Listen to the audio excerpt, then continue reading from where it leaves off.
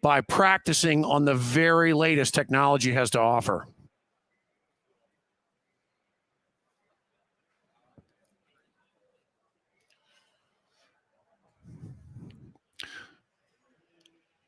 So as you see, we're going to start with 2 operators in tandem. Rick Rainwater here is making a penetrating cut into the front quarter panel to begin compromising the front frame to create his pivot point. Meanwhile, Anthony is working on gap improvement for the initial door removal. Now you notice he started with a vertical push to create that gap in the intersection of the straight A where the A comes back at 45 degrees. Now you'll notice all our rescue specialists are using the new watertight tools from HURST Jaws of Life. We're building on the EWXT line of waterproof tools. Now in use, the E3 version with real-time information on the dashboard to help the rescuer. As you'll notice by the tool at my feet in the display, the new E3 tool will tell you your battery status at all times without having to touch a button, while at the same time, a battery indicator on the back of the tool allows the safety officer to understand their battery status during the rescue.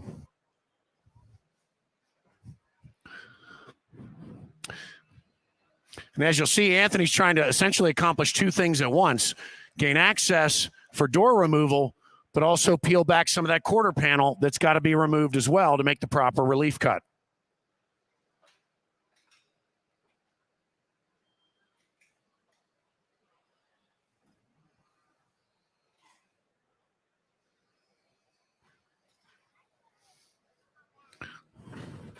And because in this scenario, we know we need to conduct a full dash lift, the extra time taken to remove that front quarter panel and make the properly located relief cuts leads to a faster rescue in the end.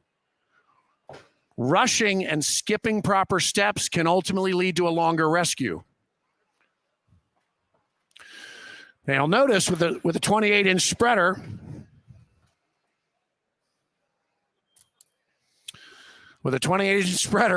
we can easily remove this door by spreading it off, but in many instances, a combination of cutting and spreading is appropriate. Now, as you see, Mr. Anderson using webbing to safely control the ejection of the door. Do not underestimate high-strength steel in the hinges. When compromised, if the door is not contained, it can fly.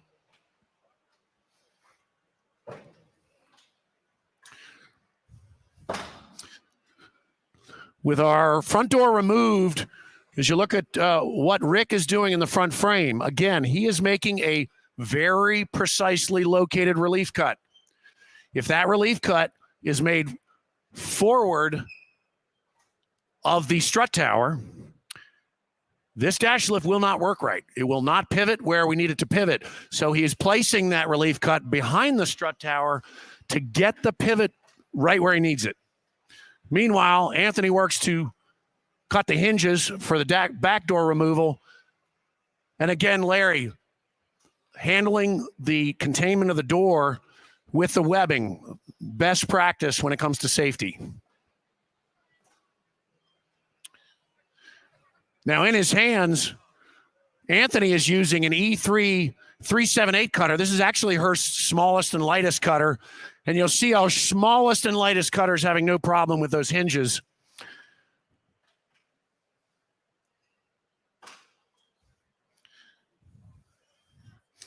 And I don't know if you noticed, we did not attack that nadir. How's that?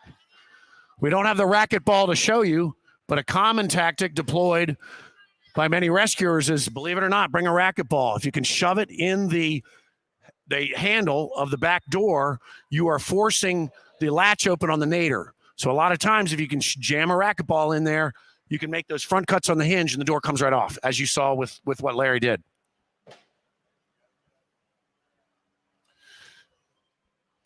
Now, Rick is working on the severing of the A, And you'll notice Larry is loading the lift with the ram first. Now, why is that? With aluminum construction, one thing rescuers need to be wary of is pushing on certain structures of aluminum. The aluminum will rip and collapse. So for this reason, this lift is going to be done in tandem. This cuts the force required on each tool in half.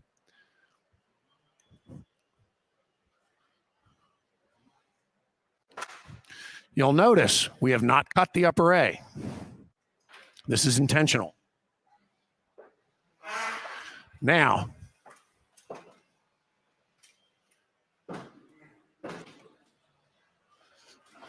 so as you'll see, while Anthony lifts with the spreader, Larry does the same with the ram.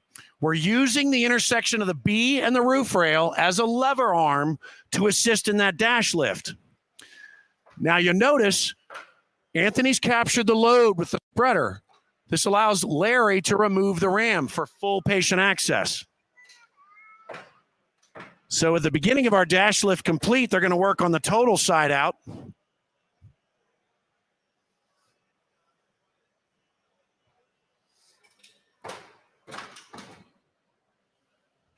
You'll notice that Rick is cutting the B post at the bottom first.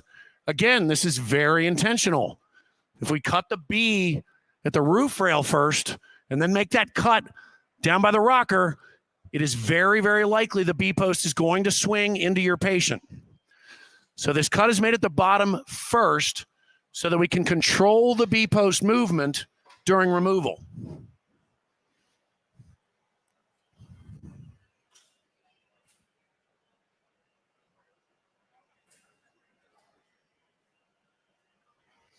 Again, notice Larry deploying best practices when it comes to safety.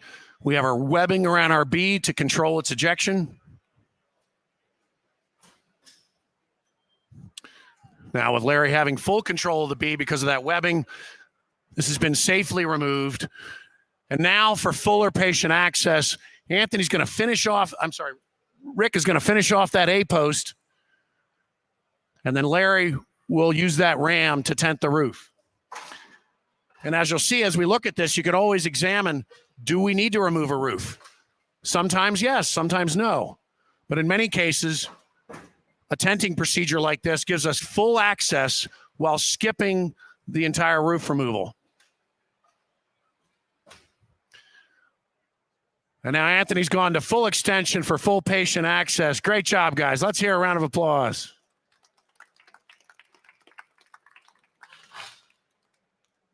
If you have any further questions about this training evolution or the new E3 tools from HURST Jaws of Life, please feel free to ask one of the rescue specialists, and we would be happy to schedule a demo at your fire department. Thank you.